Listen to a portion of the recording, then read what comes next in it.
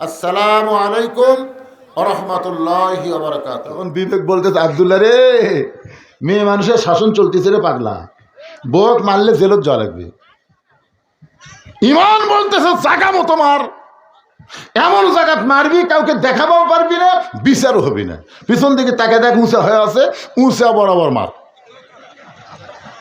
বিলাই যেমন ইন্দুর ধরে আস্তে আস্তে, পিছনে এসে তাকায় দেখে শালা নিবে না বউ জোর করে মাছ দিয়ে বলতেছে, আর এক টুকরা খা ভাই, তুই না খাইলে আমার কলিজার শান্তি নাই। আব্দুল্লাহ খালি খেপা আছে যে বাপ আমার না খায় ঘুম পাড়তেছে, তোর ভাই খাবি না জোর করে খাওয়াস। বিসমিল্লাহ করে মারছে বাড়ি, যেই মাত্র বাড়ি মারছে বউ দৌড়, শালাও দৌড়। শালা চিল্লায় বলে, দুলা ভাই আমার বোনকে মারলেন কেন? আব্দুল্লাহ, তোর বোন আমার কে হয়? এই তোর বোন আমার কে হয় রে?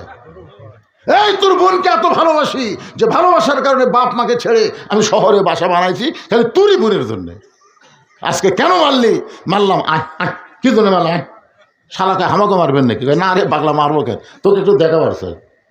বাবা সেই ঘরে ঘুম পাড়তেছে, ওই ঘরের জানলার কাছে গিয়ে বলে, তাকায় দেখ তো ঘরের মধ্যে কে। বলে, আপনার বাবা কখন আইছে? বলে, 9টার সময়। তোর বোন কইলো মাজা বেদনা, পিঠ শিরশির করে, আমার বাবার সামনে খাবার দেয়নি, বাবা রাগ করে ঘুম পাড়তেছে।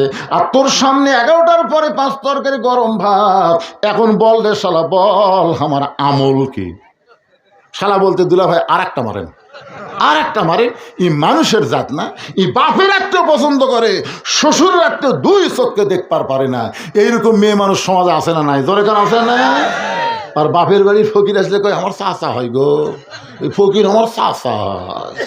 আর শ্বশুরের ভাই আসলে কয়, আপনি কে? আমি তো আপনাকে চিনি না। ও তুই চাওয়া শ্বশুর চিনিস না, ফকির তোর চাচা হয়। এই জন্য বর্তমান যুগের বেটার বউকে অনেকে বৌমা বলতেছে না। যেমন এই মুরব্বী কয়, নিজেকে এত লম্বা একটা আওয়াজ শোনায় দিলাম। ওমর ফারুক বলে, মা আমার আব্দুল্লাহর সঙ্গে বিয়া দিয়ে তোমাকে আমার বৌমার অধিকার দিব। মেয়েটা বলে, আমির আল মুমিনিন, আপনি কিন্তু আমাকে বলেছেন ভালো একটা ছেলের সঙ্গে বিয়া বসার অধিকার আছে। ওমর ফারুক বললেন, মা তাই তো বললাম, ভালো একটা ছেলের সাথে। তো বলে, আপনার আব্দুল্লাহর সাথে ভালো ছেলে নাই? ওমর ফারুক কয়, পাগলি কয় কি? আমার আব্দুল্লাহর চাইতে ভালো ছেলে ইহো জন্মে পাইবা না, এই দুনিয়াতে নেই।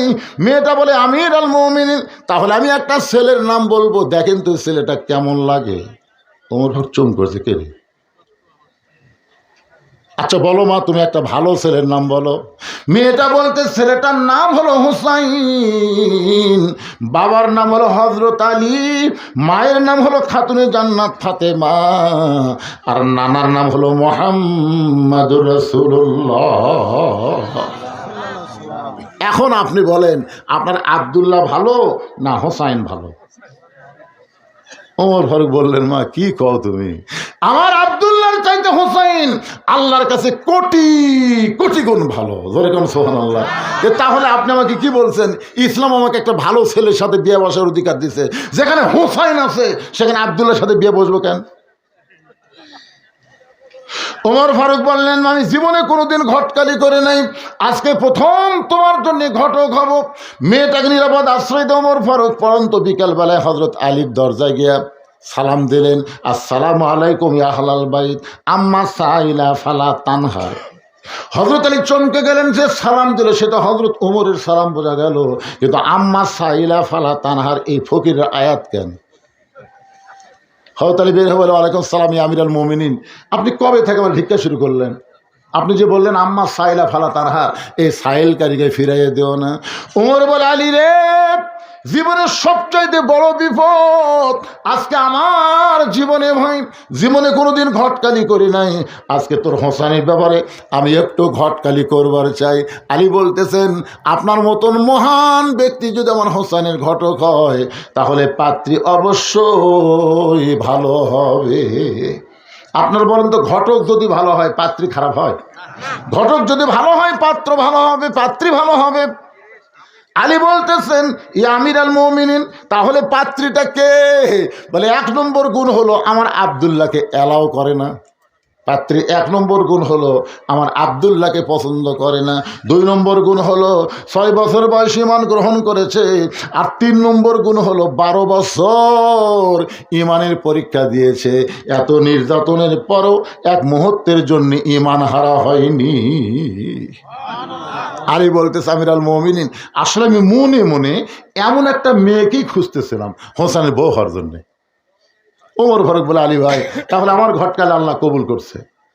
একটা নালীকে বুকের মধ্যে নিয়ে যখন কোলাকুলি করে হোসেন বের হয়ে সালাম দেব বলে, আমিরুল মুমিনিন আপনার আমার বাবা যেভাবে কোলাকুলি করতেছেন মনে হয় বিয়ে আপনারাই করবেন। ওমর ফারুক, হোসেন কি আমি তোমার মুরব্বী, তোমার বাপ তোমার মুরব্বী, আমরা মুরব্বী মিলে যদি সিদ্ধান্ত নেই তুমি কি সিদ্ধান্ত গ্রহণ করবা না? হোসেন বলতেছে আমিরুল মুমিনিন আপনি আমার মুরব্বী, আমার বাবা মুরব্বী, আমি জানি সম্মান করি, কিন্তু আসল মুরব্বী হিসাবে আমি কেবলমাত্র একজনকেই মানি, তিনি হলেন আমার নানা মুহাম্মাদুর রাসূলুল্লাহ। যাকে তাকে মুরব্বী মানলে তবলিগের মতন খুনাখুনি হবি। জোরে কোন কথা ঠিক কিনা? মুরব্বী কয়টা? আরো জোরে, জোরসে বলুন। কুল হে রাসূল আপনি বলেন, ইন কুনতুম তুহিব্বুনাল্লাহ ফাত্তাবিউনি, যদি কেউ আল্লাহরে পাওয়ার চায় নবী ছাড়া আল্লাহকে পাওয়ার কোনো রাস্তা নাই। সবাই বলেন উপায় নাই রে, বলেন উপায় নাই রে, উপায় নাই রে, উপায় নাই, নবী বিনে আল্লাহ পাওয়ার উপায় নাই। আপনার 2 জন মুরব্বী আমি জানি, আপনার 2 জন মুরব্বী আমি সম্মান করি, কিন্তু আসল মুরব্বী হিসাবে কেবলমাত্র আমার নানাকে আমি মানি। আতিউল্লাহ ও আতিউর রাসূল, আল্লাহর আনুগত্য করতে হবে, নবীকে অনুসরণ করা লাগবে। হুকুম কার? ওমর ফারুক বলে, হোসাইন তুমি কি বুঝাবার চাও?